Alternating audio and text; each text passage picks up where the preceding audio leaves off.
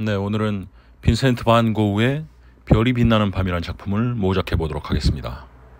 빈센트 반 고흐에 관한 이야기와 빈센트 반 고흐에 관해서 제작된 러빙 빈센트라는 영화에 대한 이야기, 그리고 빈센트 반 고흐가 남긴 명작 중에 하나인 별이 빛나는 밤이라는 작품을 모작한 제 그림에 관한 이야기가 궁금하시다면 끝까지 시청해 주시면 대단히 감사하겠습니다. 자, 그럼 시작합니다. 수요일엔 수채화.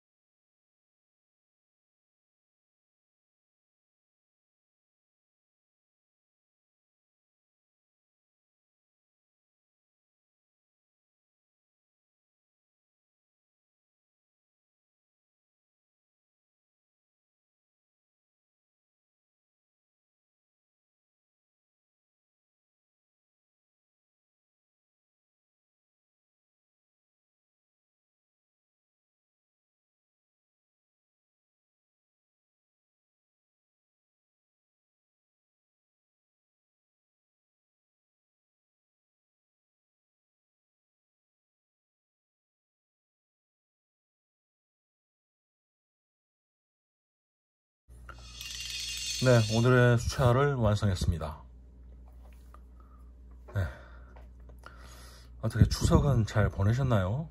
네, 추석 전에도 말씀드렸지만 오늘 남은 한 해 건강하고 모든 일이 잘 되시길 기원합니다. 네, 저도 이제 추석 전날에 저는 그 보름달을 보고 소원을 빌었어요. 올해 이제 보름달은 아주 큰 슈퍼문은 아니고 약간 작은 둥그런 달이더라고요. 그런데 저도 이제 그래서 아주 거창한 소원은 아니고 작은 소원을 빌었습니다.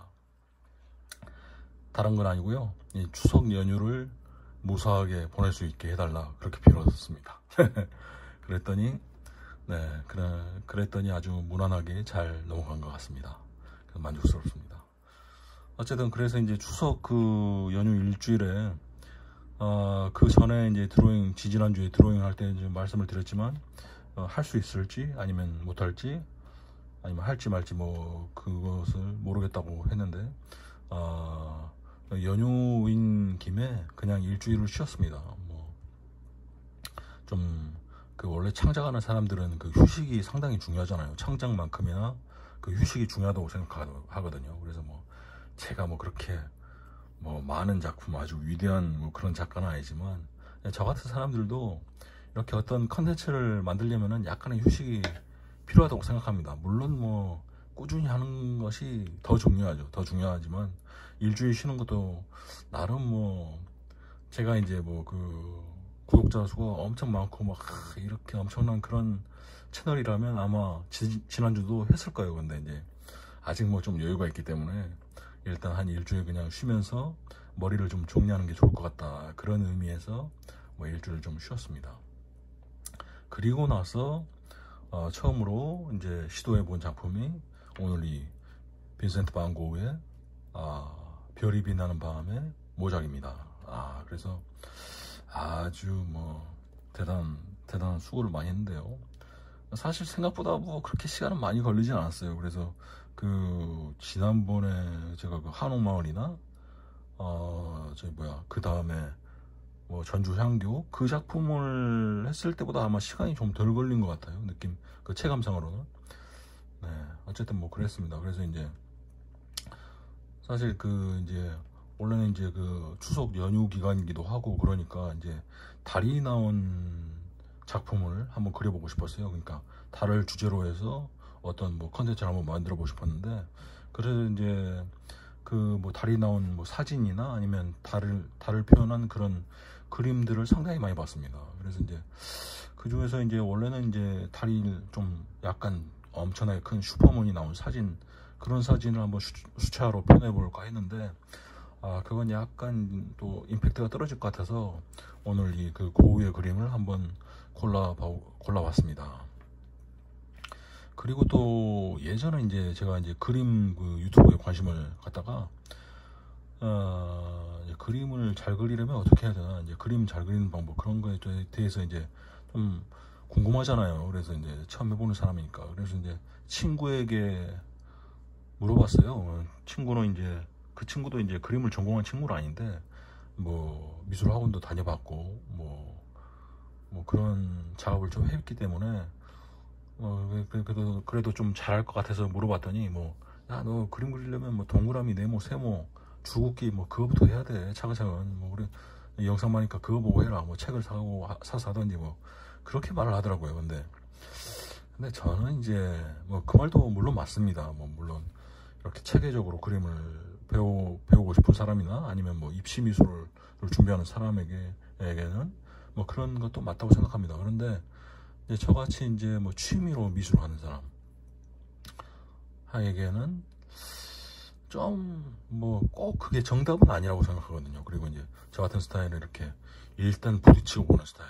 그래도 직접 그려보고 나서 이것이 뭐 망하든지 아니면 뭐 잘 되든지 못 되든 일단 직접 그려보고 나서 그 뒤에 뭐 이렇게 점점 한 단계씩 밟아가는 그런 스타일이기 때문에 뭐 좀 그 방법은 좀 맞지 않는 것 같더라고요. 그래서 이제 저 같은 스타일에 맞는 그런 방법 중에 하나가 이런 모작이라고 생각합니다. 그래서 모작을 하면은 그런 좀 이런 어떤 그 예술가나 화가들이 어떤 식으로 그렸을까, 이런 작품을 어떤 식으로 어떤 방법으로 그렸을까, 그런 것을 한 번 더 생각하게 되거든요. 그러면 그 방법을 생각하면서 나는 이거를 어떻게 표현할 수 있을 것 같다, 뭐 그런 생각을 한 번 더 할 수가 있거든요. 그래서 이제 모작을 상당히 저는 좋은 방법이라고 그렇게 생각하고 있습니다. 그런 면에서 선정을 하게 됐고요. 또 하나의 선정 이유로 본다면, 예전에 제가 이제 그 수채화를 할 때마다 그런 말을 많이 했었는데요. 그 완성 후기에서 이제 그런 말을 많이 썼는데, 보통 이제 수채화 그리고 나면 항상 그 약간 이 과감성이 떨어진 것 같다, 그래서 약간 불만족스럽다, 그런 말을 제가 많이 했어요. 그 방송에서요. 그래서 이제 그런 면을 보완하기 위해서 이제 고우의 붓터치가 항상 그 좀 부러웠거든요. 이제 고우의 붓터치를 보면 그 약간 이제 거칠고 투박하지만 그 강렬하고 과감한 그런 터치. 물론 뭐 제가 그리는 그림은 이제 수채화고 고우는 이제 유화 그림을 많이 그렸지만, 그래서 약간 다르지만 그래도 이제 그런 붓터치를 좀 따라하고 싶다, 그런 마음이 많이 있었거든요. 그래서 이제 이런저런 조건에 맞아서 오늘 이 별이 빛나는 밤을 한번 모작해 보기로 했습니다. 그래서 이제 이렇게 선정을 한 다음에 그 영상을 상당히 많이 찾아봤어요. 그 뭐 고우 관련 영상이나 아니면 이제 고우의 이 작품, 그 별이 빛나는 밤 영상 관련 영상이나 아니면 영상을 많이 찾아봤는데, 그 중에서 이제 가장 눈에 띈 것이 그 러빙 빈센트라는 2017년도에 개봉한 러빙 빈센트라는 그 영화에 대한 영상이 상당히 많이 있더라고요. 그래서 이제 그 영상을 좀 유심히 봤습니다. 그런데 이 영화가 상당히 대단한 영화더라고요. 그래서 이제 이 영화는 이제 그 내용상으로 보면 이제 고우가 이제 그 총으로 이제 자살을 하거든요. 그래서 이제 근데 그 당시에 이제 원래 이제 고우가 이제 그 화가일 당시에 자기 작품을 거의 못 팔았어요. 뭐 한 편인가 뭐 그렇게 팔았다고 하는데, 거의 못 팔다가 이제 아주 서서히 유망주로 알려지고 있는 그런 시점에 있었는데 알 수 없는 이유로 자살을 했단 말이죠. 그리고 이제 이렇게 복부의 관통상, 보통 이제 자살을 하면 이렇게 관통을 하는데 총알이 박혔다고 합니다. 그래서 이제 그 점도 좀 의심스럽고요. 그래서 뭐 이런저런 의심스러운 점이 있기 때문에 그런 좀 미심적인 점을 좀 이렇게 나중에 추적해보는 그런 의미에서 이 영화를 이 영화의 그 주된 내용이 그런 스토리로 쭉 이어지는 것 같습니다. 그런데 이제 그런 내용보다 저는 이제 물론 아직 영화를 보지 못했지만요. 이제 관련 영상을 하도 많이 보니까 영화를 진짜 한 편 본 것 같아요. 이미. 그래서 이제 그런 이제 저는 이 내용보다 이런 만드는 과정, 그런 과정에 좀 관심이 있었어요. 그래서 이제 이 영화는 이제 기획부터 제작까지 10년간이나 걸렸답니다. 그래서 이제 125명의 화가가 6만 5천 장이 넘는 유화를 그려가지고 그것을 애니메이션으로 표현한 거죠. 그래서 세계 최초의 유화 장편 애니메이션, 이 타이틀만 봐도 정말 대단하지 않습니까?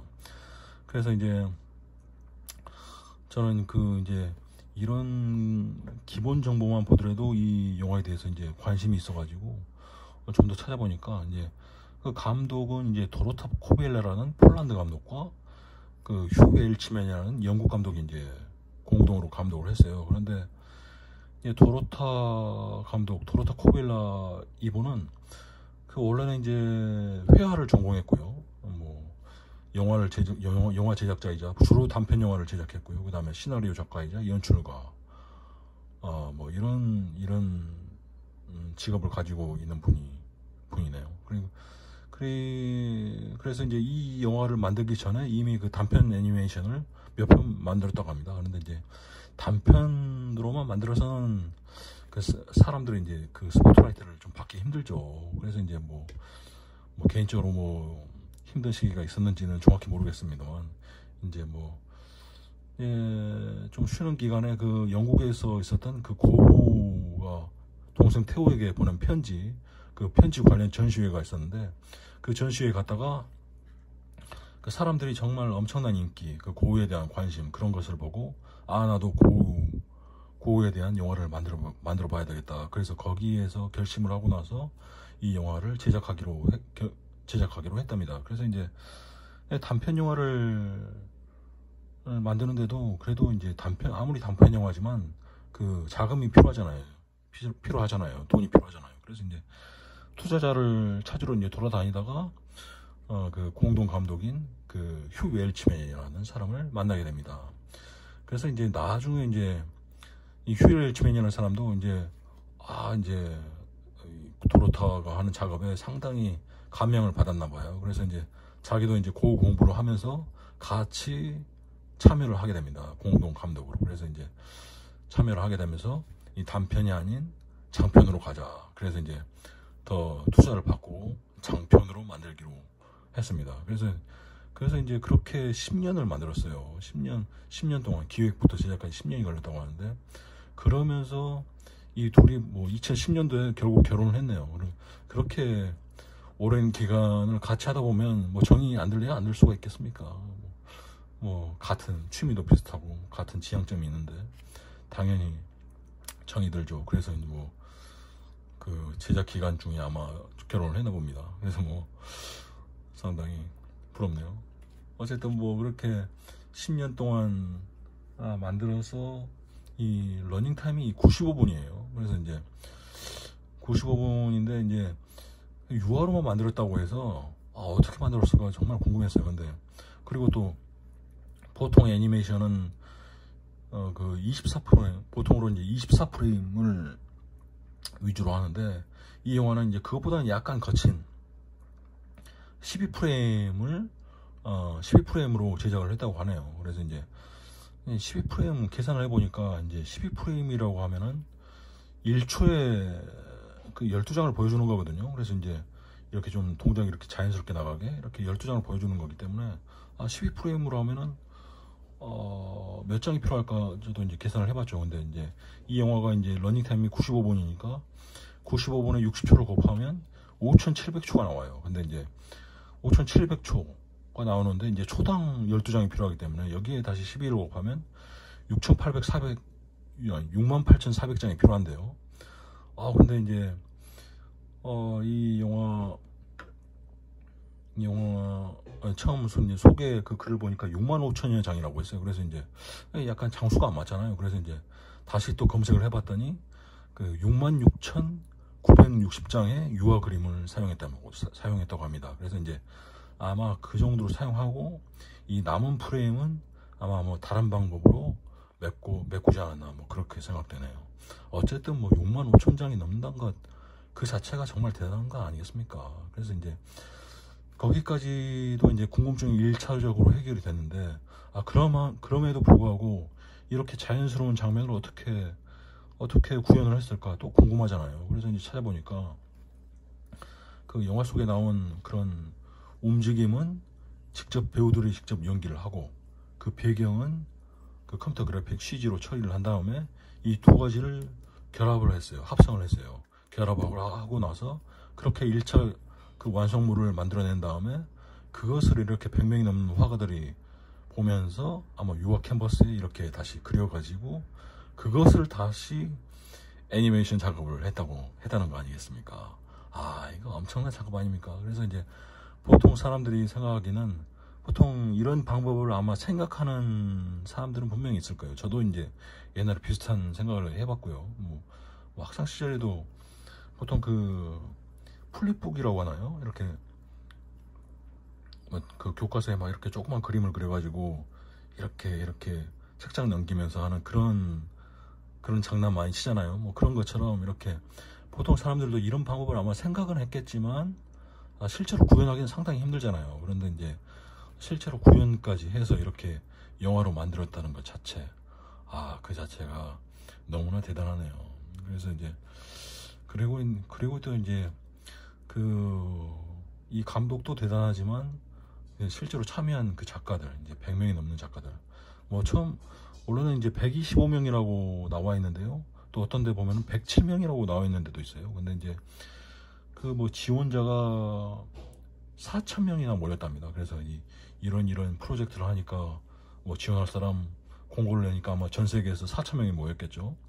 4,000명이 지원을 했겠죠. 그 중에서 뭐 이런 100명이 넘는 사람을 뽑아가지고 나서 그 사람들이 이제 공동으로 물론 뭐 유아에 대해서 상당한 전문가들이겠죠. 그래서 이제 뭐 특별히 그 그림에 대한 교육은 할 필요가 없겠지만, 그래도 그 그림에 대한 기본 교육과 그 다음에 이제 토론을 한 다음에 그 다음에 이제 이것을 다시 애니메이션으로 표현을 해야 되기 때문에, 그럼 뭐 기본적인 그런 애니메이션 관련 그런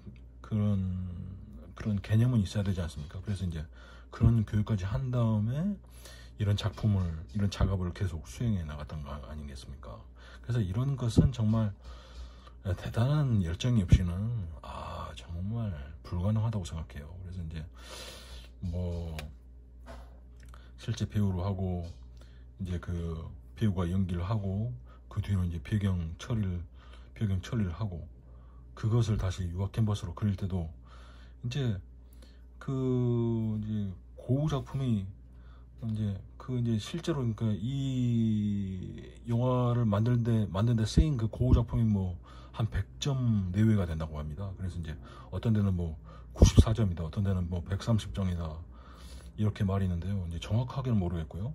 어쨌든 100장 정도라고 합시다. 그래서 이제 100장 정도의 그림이 보통 이제 사이즈가 전부 다르지 않습니까? 그래서 이제 이 전부 다 다른 사이즈를 어떻게 한 화면에 공통적으로 표현할 수 있을 것인가, 그런 것을 이제 표현할 때 이런 그 작업자들, 그 125명의 화가들의 엄청난 노력이 있지 않고서는 도저히 불가능한 작품이죠. 그래서 그런 면에 있어서도 정말 대단하네요. 그리고 나서 이제 또 이제 그 감독, 그 도로타 감독과 이제 휴 웰치맨 감독이 대단한 점이 그러니까 그 고우의 그 100점 정도의 그 되는 작품을 한 이야기로 이제 엮기 위해서는 정말 그 치밀하게 그 자신이 생각한 그런 각본과 맞춰야 되지 않습니까? 각본의 일정한 시나리오에 이렇게 맞춰야 되기 때문에 그런 면에 있어서도 어떤 이야기 틈새에 뭐 기본적인 그림에서 보여지는 그런 장면에 대한 장면에 대한 해석도 있어야 되겠고, 거기에 플러스해서 자신의 그 작가적인 상상력을 동원해서 그런 각본을 써서 이렇게 화면으로 보여줘야 되기 때문에, 그런 상상력에 있어서도 정말 대단하다. 그래서 이 사람들 정말 대단한 사람이다. 그렇게 정말 부럽습니다. 그래서 이런 작품을 어떻게 만들었는지 정말 부럽습니다. 그래서 뭐 이 작품은 이제 저도 아직 보지 못했지만 아마 다음 고 작품을, 아마 고의 작품을 뭐 또 언젠가 하게 될지 모르겠지만, 그때 하기 전까지는 아마 이 영화를 보게 될 것 같아요. 그래서 이제 상당히, 영화는 보지 않았지만 영화 관련 영상을 많이 봤기 때문에 이 영화를 추천하고 싶은 영화입니다. 네, 그래서 뭐 영화 러빙 빈센트에 대한 영화 이야기는 뭐 이 정도로 하고요. 이제 그림에 대한 얘기를 좀 해보자면요. 이 영화 이제 그림에 대한 이 그림을 그리면서 먼저 이제 아까도 잠깐 말씀드렸지만, 이제 그 과감한 터치, 그것을 한번 해보고 싶어서 이제 좀 찾아봤더니, 이제 고우가 주로 사용한 그런 유화 기법이 있더라고요. 임파스토 기법이라는 기법이라고 하는데요. 뭐 간단하게 말하면 뭐 두껍게 칠하는 기법이라고 합니다. 그런데 이제 뭐 좀 찾아보니까 뭐 붓이나 뭐 주걱, 뭐 손가락으로도 뭐 이렇게 물감을 떠가지고 이렇게 중요 부분을 이렇게 강조하는 그런 방식을 뭐 임파스토 기법이라고 하네요. 그래서 이제 뭐 예전에 뭐 아주 뭐 유명한 화가죠. 뭐 루벤스나 레므란트, 마네, 뭐 이런 화가들도 그 임파스토 기법을 활용했고, 그 다음에 뭐 최근에 이제 뭐 어떤 뭐 유화나 뭐 그리기의 대중화에 좀 공헌을 했다고 개인적으로 생각하는 화가인 밤로스라는 화가, 그분도 아마 그 임파스토 기법을 많이 사용했다고 그렇게 알고 있습니다. 그래서 이제 원래 지금 이 수채화로 표현했으니까 그것을 잘 표현을 못했는데요. 원래 유화 고우가 그린 작품을 보면 이 가운데 별에 이렇게 실제로 물감을 이렇게 짜져 있어요. 물감을 이렇게 칠한 것도 아니고 직접 그 물감 튜브에서 물감을 짜서, 물감 튜브 어디 있을까요? 아마 제가 보기로는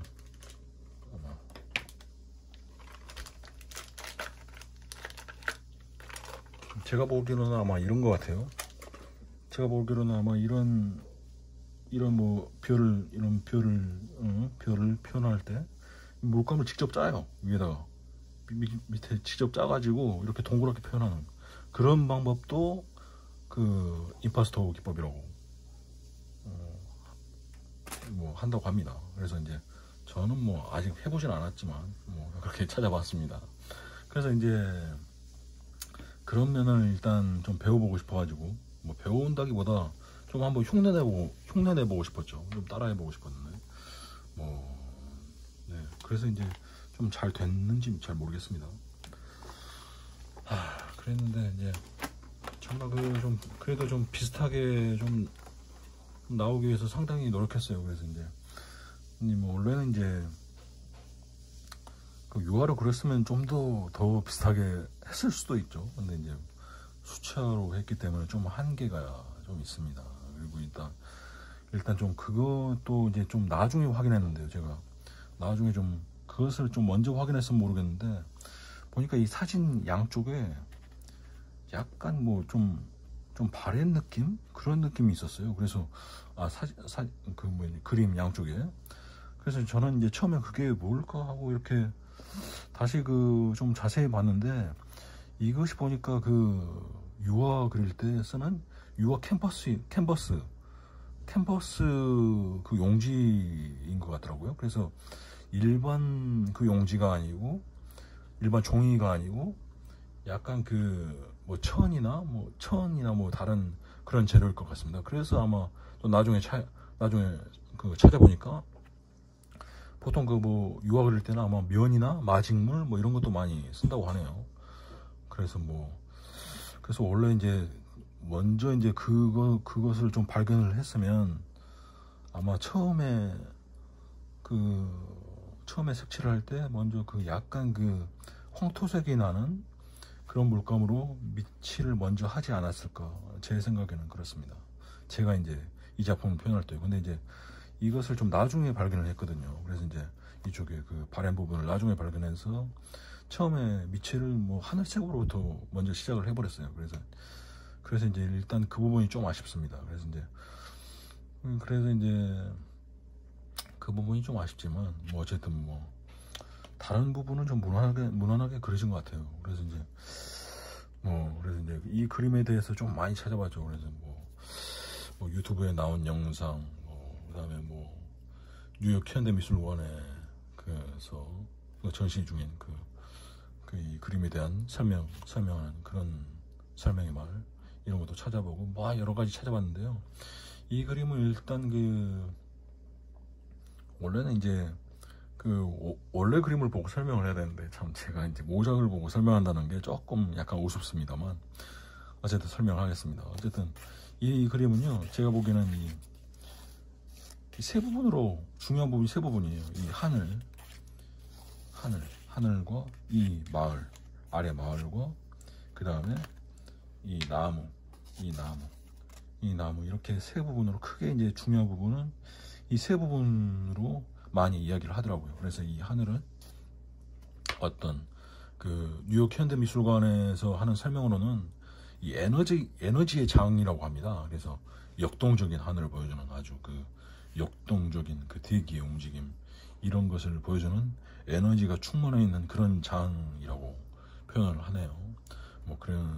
그래서 이제 그것을 한번 보고 저도 이제 그 에너지를 한번 표현을 하기 위해서 엄청나게 많이 붓터치를 했습니다. 그래서 나름 엄청나게 많이 했는데 이것도 좀 부족한 것 같아요.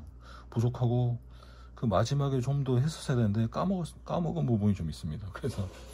그런데 또 뭐 그런 말이 있더라고요. 유화는 뭐 끝난 게 아니다. 계속 이제 유화라는 성격상 계속 덧칠을 하고 하는 그림이기 때문에 이게 끝이 아니다, 그런 말이 있어서 어쨌든 완성이라고 했지만 완성이 아닐 수도 있습니다. 그래서 일단은 그런 역동적인 하늘을 표현하기 위해서 상당히 많이 수고를 했고요. 이런 달무리, 이런 별무리를 표현을 했습니다. 표현을 하고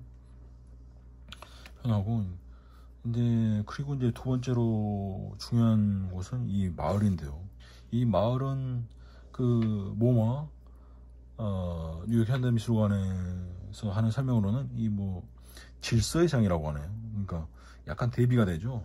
에너지가 충만하고 막 어떻게 변할지 모르는 그런 에너지의 장인 반면에 이 마을은 아마 고요하고 아마 조용하고 그런 어떤 질서가 잡혀 있는 그런 장. 제가 보기에는 근데 이제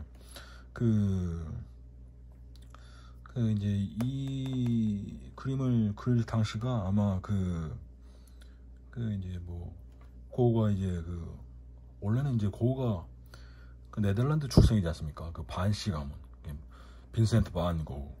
이제 네덜란드 출신 보면은 반데사라, 반바스텐, 바니스텔루이, 이렇게 많이 우리 말로.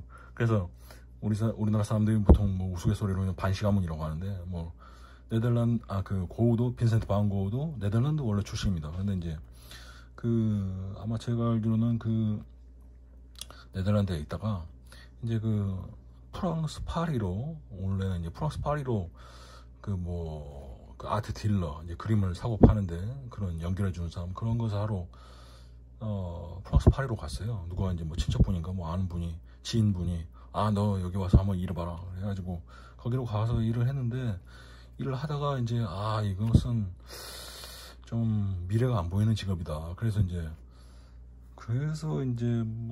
하다가 이제 프랑스 남부에 있는 아르이라는 곳으로 왔다고 합니다. 아르이라는 곳으로 이제 그것을 그만두고 나서 아르이라는 곳에 왔다가 이제 거기에서 이제 고갱을 불러들이죠. 이제 고갱, 이제 프랑스 파리에서 만났던 고갱을 동생한테 부탁해서 고갱을 이쪽에, 아르이 괜찮으니까, 아르이 멋지다, 고갱 형님한테 아르로 좀 오라고 해라 하니까 뭐 고갱이 나이가 약간 많습니다. 그래서 이제 고갱도 뭐 오케이 해가지고 이제 알을 놓아서 같이 지내다가 트러블이 있죠. 뭐 그 20대 후반, 뭐 30대 초반 뭐 이런 사람들이 다 큰 성인이 남자 둘이서 이런 좁은 집에서 있으면은 아무리 친한 사이라도 뭐 트러블이 생길 수밖에 없죠. 뭐 보통 이제 왜 싸우게 됐는지 뭐 그 이유는 뭐 다 의견이 제각각입니다만, 제가 보기에는 뭐 사소한 뭐 야 뭐 빨래를 뭐 그렇게 하냐, 아니면 뭐 네가 밥할 차례 아니냐, 뭐 아니면 야 청소 좀 해라, 뭐 이런 것부터 시작해서 뭐 사사건건 싸울 수도 있죠. 뭐 그런데 이제 뭐 보통 일반적인 다른 사람 듣기로는 뭐 그림에 대한 견해차가 있어서 뭐 그래서 크게 싸우게 됐다. 그래서 이제 어쨌든 싸우게 돼서 뭐 고갱이 다시 이제 떠나죠. 알을 떠나고 나서 이제 이제 고우는 뭐 여러 가지 이제 뭐 그런 여러 가지 뭐 괴로움 뭐 이런 것에 시달리다 보니까 자기 귀를 자르게 된답니다.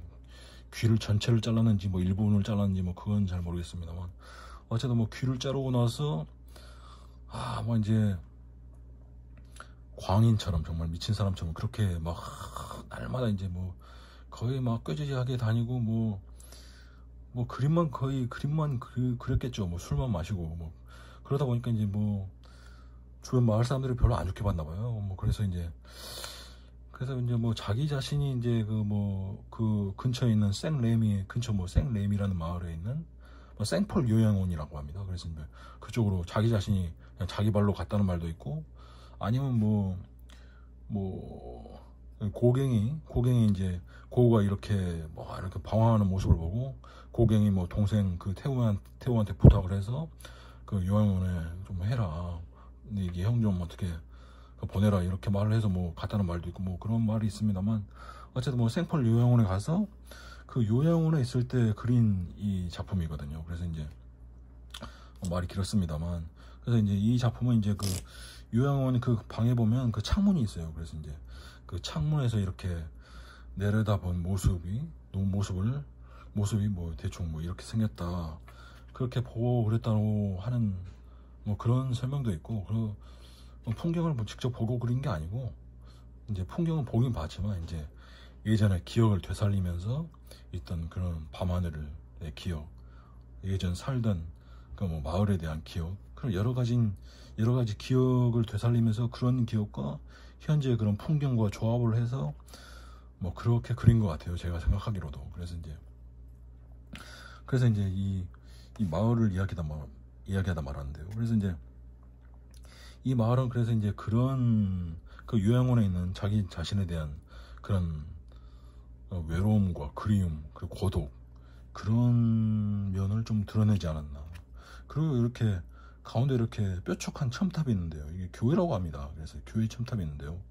왜 그랬냐, 그러니까 그걸 또 이제 뭐 알아보니까 이제 고우의 아버지가 목사라고 합니다. 그래서 고우의 아버지가 목사고, 고우 자신도 원래는 그 전도사였어요. 전도사였다가 이제 자기 자신도 이제 목회자가 되려고 했다고 합니다. 목회자가 되려고 했는데 어떤 그 목사가 되지 않은 이유도 이제 좀 의견이 좀 분분한데요. 뭐 어떤 그 교회의 세속적인 모습에 실망을 해서 그런 목회자가 길을 포기했다, 뭐 그런 말도 있고, 또 뭐 다른 이야기로는 그 뭐 신학 어떤 목사가 되려면 무슨 시험을 봐야 되는데 뭐 신학 시험에 계속 탈락을 해서 뭐 되지 못했다, 뭐 그런 말도 있고 합니다. 그런데 이제 정확히는 모르죠. 뭐 자기 자신만 알겠죠. 그래서 어쨌든 뭐 그런 뭐 예전은 그 뭐 교회에 대한 그리움, 아니면 뭐 이렇게 나무하고 이렇게 첨탑이 이렇게 대비가 되는데요. 어떤 뭐 교회에 대한 종교에 대한 세속적인 모습에 실망을 했다면 나무는 이렇게 끝까지 오르는데 교회 너네들은 뭐 해봐야 여기까지밖에 못 오르지 않냐, 뭐 그런 것을 표현했을 수도 있고요. 뭐 제 생각입니다. 뭐 어쨌든 뭐 그런 면, 그러니까 자기 자신에 대한 지금까지의 어떤 인상들, 기억들, 그 다음에 뭐 그 관심사들 뭐 그런 것을 이렇게 작은 부분에 다 표시를 했죠. 그래서 이제 뭐 정확하게 제가 이제 모작을 하지 못했지만 상당히 이렇게 그 비율도 이렇게 구분이 돼 있어요. 나름대로 나름 이렇게 뭐 그냥 그린 그림이 아닙니다. 고에 그린 그림이 이렇게. 그래서 약간 이렇게 비율과 좌우가 이렇게 돼 있고 위아래 이렇게 구분이 돼 있고, 그래서 이렇게 마을이 이렇게 그려졌고요. 네, 그리고 또 제가 세 번째로 중요하다고 생각한 점은 이 나무인데요. 이 나무는 이제 그 사이프러스 나무라고 합니다. 그 이제 고흐의 그림에 자주 등장하거든요. 이 사이프러스 나무가 자주 등장하는데 우리말로는 이제 측백나무의 일종이라고 하는데요. 그래서 뭐 미국에서는 뭐 어떤 나무라고 하고 일본에서는 뭐 편백나무, 뭐 삼나무라고도 하는데요. 보통 이제 뭐 정확한 이 사이프러스 나무하고 그렇게 일치하는 종은 우리나라에 없다고 하는데요. 그것까지는 제가 잘 모르겠네요.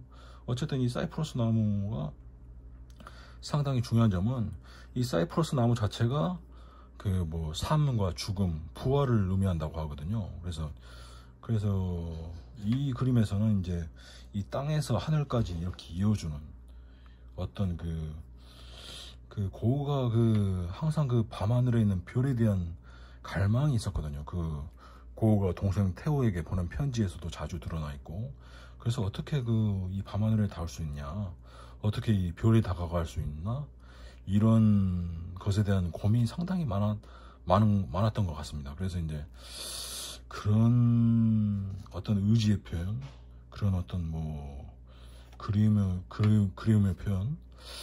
표현이랄까요? 어떤 뭐 방법적인 그런 의미에서 이런 나무를 표현했는지 그것까지는 제가 정확히 모르겠습니다만, 어쨌든 이런 아름다운 이런 밤하늘에 닿을 수 있는 하나의 방법으로서 이런 나무를 표현하면서 결국에는 내가 어떤 이런 나중에 이제 뭐 죽은 뒤에 어떤 이런 하늘로 다가갈 수 있지 않나, 하늘의 별에 다가갈 수 있지 않나, 이런 것을 항상 그런 마음속에 꿈을 꾸고 있었다고, 그렇게 많은 분들이 이렇게 설명을 하고 있습니다. 그래서 이렇게 에너지의 장, 이렇게 질서의 장, 그리고 이렇게 삶과 죽음, 부활을 나타내는 이런 사이프러스 나무, 이런 세 부분이 아마 큰 축을 이루고 있고요. 그리고 나서 이제 원래는 아까 제가 처음에 말을 했는지 모르겠습니다. 너무 영상이 길어지니까 좀 까먹었네요. 그래서 이제 제가 원래 별이 빛나는 밤에 이 작품을 자세히 관찰하지 않았을 때, 관찰하기 전이죠. 그때는 이제 제가 이 달이 보름달인 줄 알았어요. 그래서 그냥 보름달인 줄 알았는데, 이번에 이제 그림을 그리면서 이것이 보름달이 아니더라고요. 그래서 찾아보니까 이 금음달이에요. 초승달도 아니고 금음달이고, 이렇게 별이 이렇게 많은데 이 금성이라고 합니다. 그래서 이제 이 작품이 이제 1889년에 1889년 작품이라고 하는데요. 그런데 이제 보통 그 예전 작가들이 그린 작품을 언제 그렸는지 정확히 판단하기가 상당히 쉬운 일이 아니지 않습니까? 상당히 뭐 100년 넘은 작품을 어떤 뭐 엑스레이를 찍어서 뭐 할 수도 있고, 아니면 뭐 보통 보면은 뭐 이런 뭐 물감을 이렇게 긁어내 가지고 그 성분을 뭐 분석한 다음에 이게 뭐 몇 년 전의 성분이냐, 그런 식으로 해서 대충 이렇게 추측을 할 뿐이지, 정확하게 어떤 기록을 남기지 않는 이상 뭐 정확하게 그 작품이 언제 그려졌는지 이것을 추측하기가 상당히 어렵지 않습니까?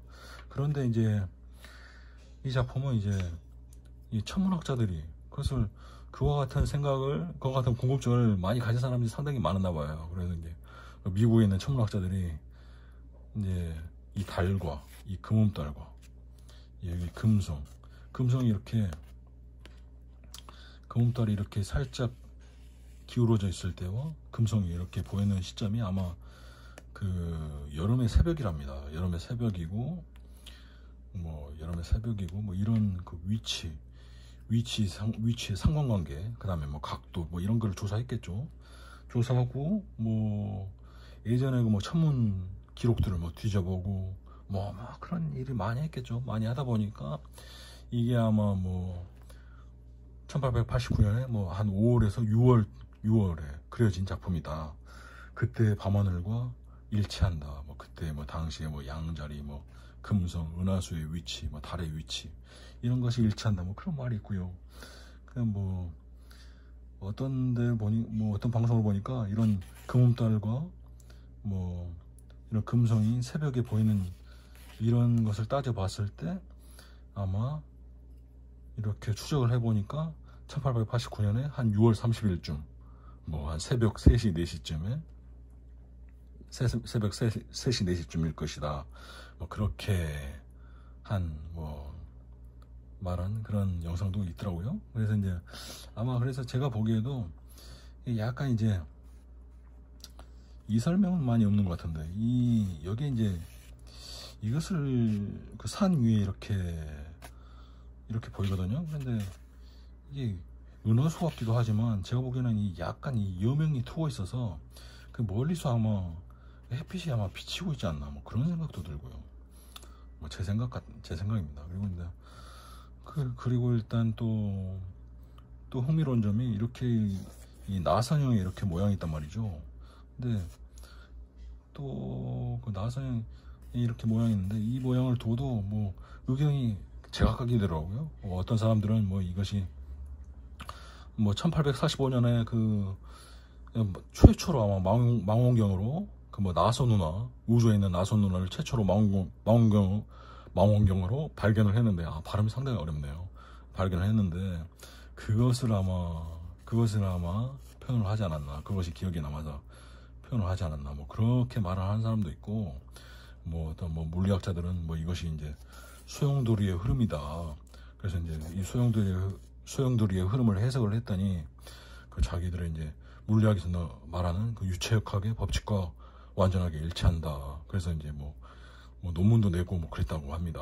그런데 대단하죠. 그래서 이제 해석을 하기에 따라서 의견이 상당히 분분합니다. 그래서 이제 제가 보기에는 이 역동적인 뭐 흐름이 아마 그 새벽에 이렇게 문을 열어보면 그런 바람이 많이 불잖아요. 그래서 뭐 그런 바람과 이렇게 뭐 흔들리는 나무, 그 다음에 이제 그런 달빛, 별빛을 보고 이렇게 그냥 뭐 그렇게 그것을 보고 아마 이제 자기 기억을 아마 이렇게 더듬어서 이렇게 표현을 하지 않았나 뭐 그렇게 생각이 됩니다.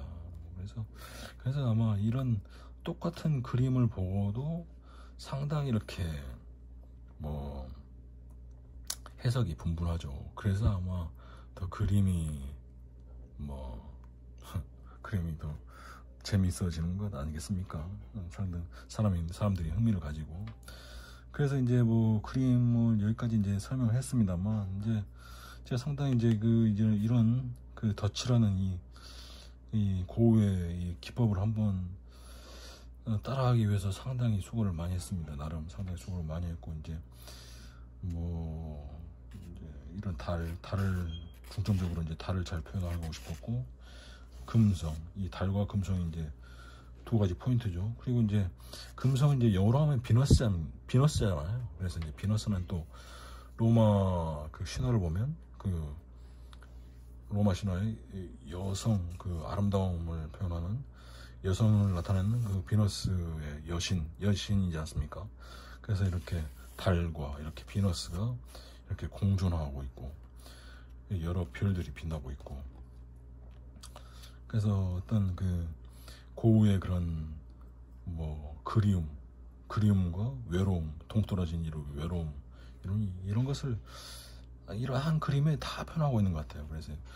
그리고 이 나무는 제가 이제 나무를 자세하게 봤는데요. 그 녹색과 뭐 갈색, 그 다음에 이제 검은색, 뭐 이런 색이 아주 그냥 겉으로 보기에는 간단하게 그냥 어두운 색깔로 보이는데 자세하게 보니까 이런 색들이 상당히 많은 색들이 혼합이 되어 있어요. 그래서 그것을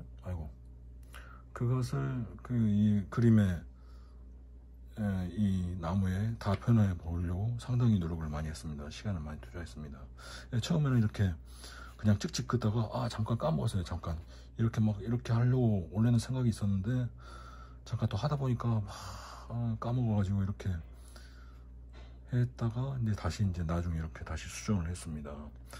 그리고 이제 교회 첨탑을 좀 더 날카롭게 표현을 하고 싶었는데 약간 거기 약간 못 미쳤습니다. 그 다음에 이제 산과 이렇게 집들은 이렇게 상대적으로는 좀 약간 좀 미흡해요. 그러니까 고의 그림을 보면은 이런 뭐 집들이나 이런 나무 뭐 산, 숲 이런 것도 뭐 아마 유화 자체의 그런 특성이 아마 원래 그래서 그런지 몰라도 수채화로 그러면 그냥 뭐 간단하게 이렇게 표시를 하지 않습니까? 근데 상당히 많이 터치를 했어요. 그러니까 뭐 이렇게 집 하나도 그냥 노란 집이 아니고 이 노란 집 위에 검은색 뭐 파란색 뭐 녹색 뭐 이런 이 집 하나를 표현하는데도 상당한 많은 색으로 이렇게 표현을 했단 말이죠. 그런 면이 상당히 마음에 듭니다. 상당히 매력적인 작품입니다.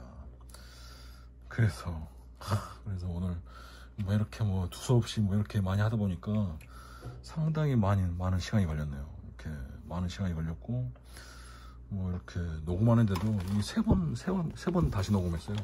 중간중간에 막 잡음이 많이 껴가지고 이것도 지금 녹음을 다시 할지 뭐 어떨지 모르겠는데요. 그래서 어쨌든 상당히 많이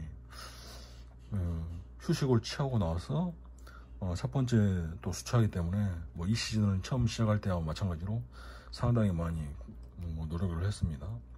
아마 뭐 이런 뭐 모작이나 고 작품을 다음에 다시 또 하게 될지 또 모르겠지만 뭐 어쨌든 뭐 이렇게 많이 해봤습니다. 그래서 오늘 뭐 아까 이제 처음에 그 러빙 빈센트 할 때 이야기 잠깐 까먹었는데요. 그 러빙 빈센트 그 마지막에 보면은 그 OST로 그 돈 맨니라는 미국 그 싱어송라이터죠. 그 사람이 이제 그 작사 작곡한 빈센트라는 곡, 그 사람이 만든 빈센트라는 곡이 아마 그 OST로 나온다고 하네요. 근데 이제 그 곡을 아마 영국의 그 싱어송라이터인 리엔나 하바스라는 이런 여자 싱어송라이터가 이런 불러가지고 그 곡도 들어봤더니 아주 잘 부르더라고요. 감미롭게 아주 그냥 짝짝 달라붙게 그냥.